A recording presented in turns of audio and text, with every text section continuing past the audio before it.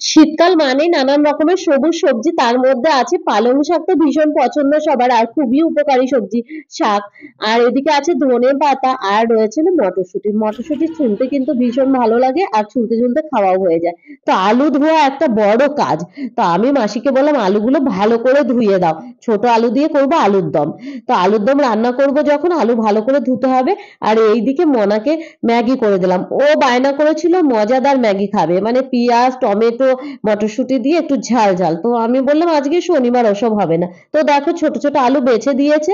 আর এইদিকে হলো ধনে পাতা কেটে নেবো আর গাছের পাকা পেঁপে। তো ধনে পাতা টুকরো টুকরো করে কেটে নিচ্ছে। আজকে করব ধনে পাতার বড়া।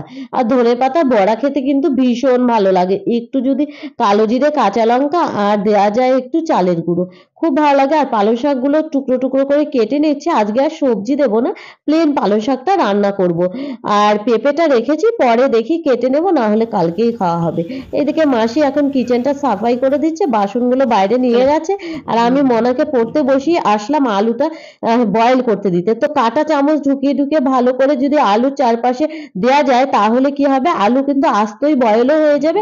আর একটু লবণ দিলেই ব্যাস সুন্দর কিন্তু গলে যাবে। আর তারপরে কিন্তু আস্ত আলুর দম খাওয়ার মজাই আলাদা। এদিকে ভাত বসিয়ে এসেছি আর ওকে লিখতে দিয়েছি। বারবার আমার পেন্সিল ভেঙে যাচ্ছে, বাচ্চাদের যে বায়নাগুলো হয়।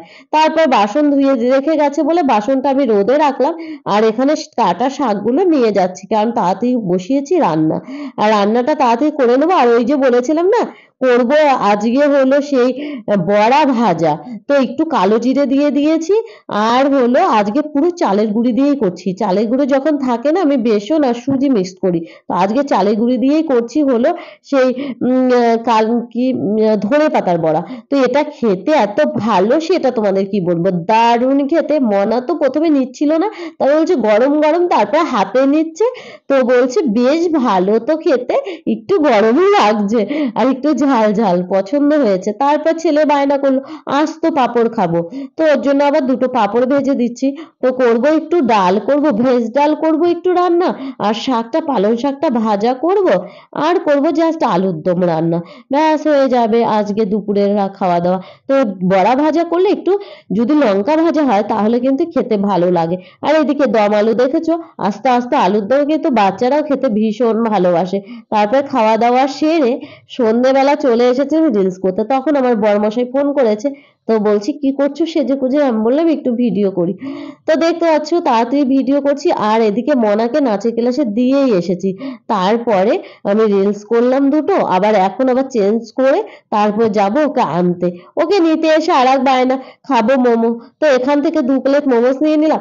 তো আজকে যেহেতু শনিবার আমি খাবো না, ওই খাবে। আর তারপরে চলে এসেছিলাম বাজারে, এখান থেকে নিয়ে নিলাম একটা মাছ কাটা বটি। তো এটা খুব দরকার, বটি ছাড়া মাছ কিন্তু কাটা খুবই সমস্যা হচ্ছিল। তারপর চলে আসলাম এই দোকানে, কেকের দোকান। এখান থেকে একটা ব্রেড নিলাম। আর নিলাম হলো এদের টুকটাক এ কেক ও কেক নেওয়া। তো আমি বললাম একটা নাও। তারপরে না বায়না করলো এক বাক্সই কেক নিয়ে নিল। আর এখান থেকে নিয়ে নিলাম হলো দুটো লাইট। তারপর দূরের থেকে সমোসা দেখে মনে হচ্ছিল সিদ্ধেশ্বরী ওখানে ভালো সমোসা, তো মনে হচ্ছিল একটু খাই খাই। ওখান থেকে সমোসা নিয়ে আসলাম আর নিয়ে আসলাম রাস্তার থেকে মুড়ি। তো আজকে খাবো সিঙ্গারা মুড়ি আমি, যেহেতু শনিবার নিরামিষ টিফিন হবে। আর ঠাকুরের জন্য নিয়ে এসেছি লাড্ডু আর কলা। তো ঠাকুরের লাড্ডু আর কলাটা ঠাকুর ঘরে রেখে আসি, তারপরে তোমাদের দেখাচ্ছি এর ভিতরে কি কি আছে। তো ঠাকুরকে তো মাঝে মাঝে বাজারে গেলে মিষ্টিটা আনা হয়, লাড্ডু বলো কি যাই বলো। আর না হলে কখনো কখনো আমি বাতাসা ফলও দিই, সবই খায় আমার ঠাকুর। তো দেখতে পাচ্ছ আমি বলেছিলাম একটা নাও, না না একটা তো ফুরিয়ে যাবে, বেশি করে নাও, পরীক্ষাও আছে, সকালবেলা টিফিন করা আবার ঝামেলা। তো চলো বায়না হলো নিয়ে আসলাম। আর তারপরে দেখতে পাচ্ছ এইগুলো রেখে তারপরে একটু আবার ওরা বলছে মোমোস খাবে, তো সেই মোমোটা আবার বেড়ে দিচ্ছি। তো বললাম যে মনাকে 3টে দাও, ও বেশি খাবেই না। তো আমি বললাম না এতগুলো খাবে না, ও একটু খাক। তো আমি এখন সিঙ্গারা মুড়ি খাচ্ছি। তো আমি সিঙ্গারা মুড়ি খেতে থাকি আর তোমরা আমার চ্যানেলটাকে একটু সাবস্ক্রাইব করে দিও। আর ভালো লাগলে অবশ্যই ফলো করে দিও, লাইক কমেন্টস তো অবশ্যই করো। টাটা, দেখা হচ্ছে নেক্সট।